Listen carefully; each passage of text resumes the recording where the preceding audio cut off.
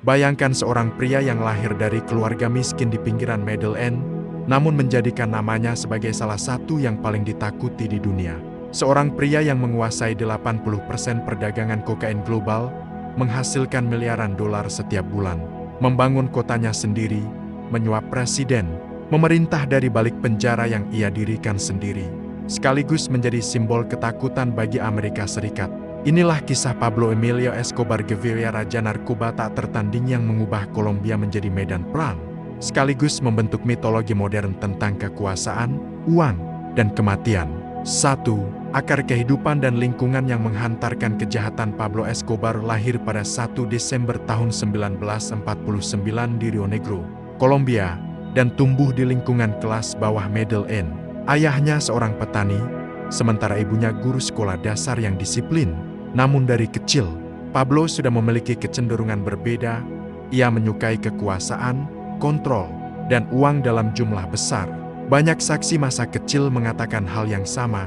Escobar punya ambisi yang tak wajar untuk anak seusianya. Jika teman-temannya bermain sepak bola, Pablo justru berbicara tentang bagaimana ia akan memiliki rumah megah, mobil mewah, dan dihormati orang banyak.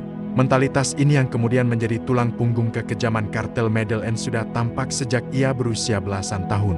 Pada usia 12-15 tahun, Escobar sudah mulai menjual barang curian, termasuk batu nisan hasil curian dari pemakaman lokal.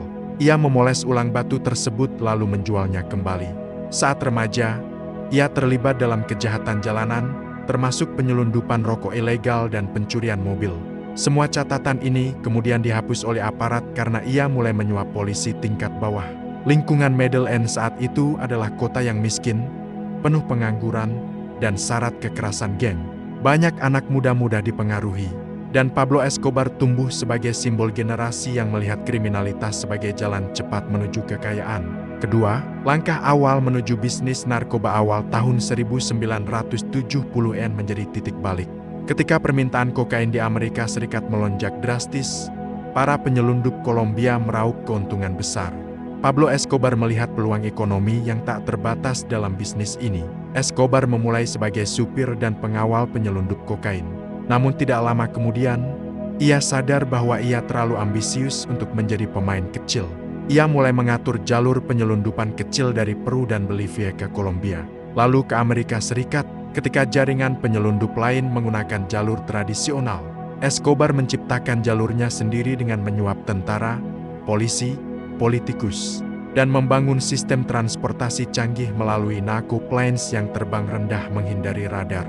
Investigasi otoritas Kolombia kemudian membuktikan bahwa Escobar memiliki armada lebih dari 30 pesawat, termasuk jet pribadi dan bahkan helikopter AS-350. Salah satu pesawatnya Piper Navajo yang kini dipajang di Museum Medellin, pernah membawa kokain senilai lebih dari 10 juta dolar dalam satu penerbangan.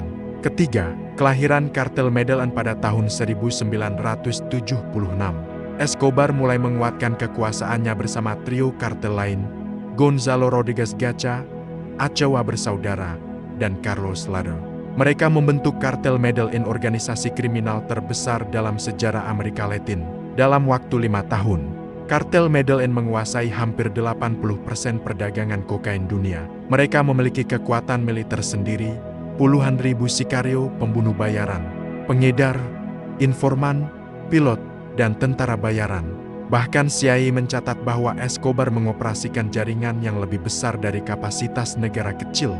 Lewat data FBI dan DEA pada tahun 1980 sampai 1990. Escobar menghasilkan antara 60 sampai 70 juta dolar per hari, atau sekitar 22 miliar dolar per tahun pada puncaknya. Kekayaan itu ia gunakan untuk membangun Hacienda Antiarocuya seluas 5.000 hektar bernama Hacienda Enpoles, membeli kebun binatang pribadi dengan kuda Nil Afrika yang hingga kini masih berkembang biak liar di Kolombia, mendanai kampanye politik, menyuap pejabat pemerintah tingkat tinggi, membangun perumahan untuk rakyat miskin agar mendapat dukungan. Masa inilah era Robin Hood Medellin, di mana sebagian rakyat memuja Escobar sebagai pahlawan. Keempat, eskalasi kekerasan, bom, pembunuhan, dan teror nasional. Saat pemerintah Kolombia mulai bekerja sama dengan Amerika Serikat, Escobar memulai perang brutal. Ia menciptakan strategi yang kemudian dikenal sebagai plata o plomo, uang atau timah panas. Artinya siapapun polisi, jurnalis, hakim, atau politisi punya dua pilihan, menerima suap atau mati ditembak. Hasilnya, lebih dari 620 polisi tewas dalam 18 bulan. Kandidat Presiden Luis Carlos Gillen dibunuh. Menteri Kehakiman Rodrigo Lara Benela ditembak mati. Pengadilan Tinggi Bogor dibom. Pesawat Avianca penerbangan 203 diledakkan, menewaskan seluruh penumpangnya. Semua kejadian ini tercatat sebagai bagian dari strategi Escobar untuk menolak ekstradisi ke Amerika Serikat, hal yang ia anggap sebagai kematian bencana. Baginya lebih baik mati di Kolombia daripada hidup di penjara. Kelima, Pablo Escobar menjadi politisi puncak. Manipulasi publik Escobar adalah ketika ia terjun ke politik pada awal 1980-an. Ia berhasil masuk Kongres Kolombia sebagai anggota alternatif. Namun, karier politiknya berakhir ketika wartawan investigasi Guillermo Canao dan Menteri Kehakiman Rodrigo Lara membuka data kekayaannya yang berasal dari narkoba. Reputasinya hancur dan pemerintah mulai serius mengejarnya. Pembunuhan Lara kemudian menjadi salah satu tindak teror terbesar yang dilakukan Escobar. Keenam, La Catedral, penjara milik Escobar sendiri pada tahun 1991. Untuk menghindari ekstradisi, Escobar membuat kesepakatan dengan pemerintah Kolombia. Ia akan menyerahkan diri jika diizinkan membangun penjaranya sendiri. Penjara itu dinamai La Catedral dan lebih mirip kompleks resort. Ada lapangan sepak bola, ada bar dan diskotek. Ada rumah tamu, ada jacuzzi, ada air terjun buatan, ada menara pengawas yang dikendalikan pengawal. Escobar sendiri menurut laporan intelijen Kolombia, Escobar bahkan menjamu wanita, menggelar pesta, dan mengatur operasi kartel dari dalam penjara. Namun pada tahun 1992, ketika Escobar menyiksa dan membunuh dua rekannya di dalam La Catedral, pemerintah memutuskan untuk memindahkannya. Escobar melarikan diri dan perang baru dimulai. Ketujuh, perburuan terbesar dalam sejarah Amerika Latin setelah pelarian Escobar. Operasi gabungan dibentuk. Pasukan Kolombia Unit Khusus Search Black CIA FBI de milisi rival Los Pepes. Operasi ini menghasilkan sistem pelacakan dan penyadapan terbesar pada tahun 1990-an. Escobar menggunakan jaringan informan anak-anak jalanan dan penduduk miskin untuk menghindari penangkapan. Ia terus berpindah tempat, tidur di rumah yang berbeda setiap malam. Putranya, Sebastian Marroquin, lahir Juan Pablo Escobar, mengatakan bahwa keluarganya pernah membakar uang tunai senilai $2 juta hanya untuk menghangatkan tubuh. Kedelapan, hari kematian sang raja kokain 2 Desember tahun 1993 pagi. Hari tanggal 2 Desember tahun 1993. Lokasi Escobar terlacak di Barrio Los Olivos, Medellin.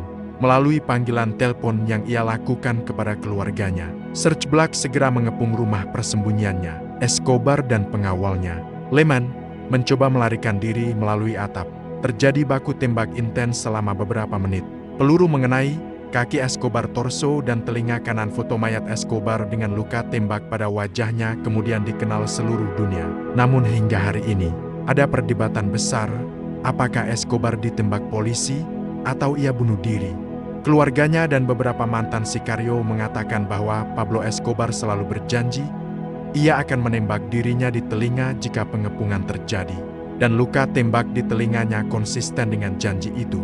Tetapi laporan resmi Kolombia menyatakan bahwa polisilah yang menembaknya. Sampai hari ini, pertanyaan itu tetap menjadi misteri terbesar dalam sejarah kartel. Kesembilan, dampak kematian Escobar terhadap Kolombia. Kematian Escobar bukan akhir dari perdagangan narkoba, namun Kolombia berubah secara dramatis. Kekerasan menurun drastis, kartel Medellin bubar, pemerintah memperbaiki struktur keamanan kartel. Kali mengambil alih sebelum akhirnya dihancurkan. Medellin kini menjadi kota modern dengan ekonomi yang berkembang pesat. Namun bayang-bayang Escobar tetap ada dalam bentuk tur wisata, museum, dan legenda yang tidak pernah padam. Kesepuluh, legasi gelap dari miliarder ke simbol horor modern. Pablo Escobar telah menjadi simbol global. Raja narkoba terkaya dalam sejarah, master manipulator politik, miliarder kriminal, ikon pop culture, narkos, dokumenter Netflix, buku-buku investigasi, tetapi esensinya tetap satu. Ia adalah pria yang mengubah Kolombia, bukan menjadi negara kaya, tetapi menjadi medan perang yang diselimuti ketakutan, darah, dan trauma generasi. Penutup inilah cerita tentang kekuasaan yang dibangun di atas kematian, kekejaman, dan uang darah. Pablo Escobar mati di usia 44 tahun. Tetapi namanya tidak pernah mati selamanya, menjadi bagian dari sejarah kelam manusia tentang bagaimana ambisi tanpa batas dapat menjadikan seseorang dewa sekaligus iblis dalam satu tubuh.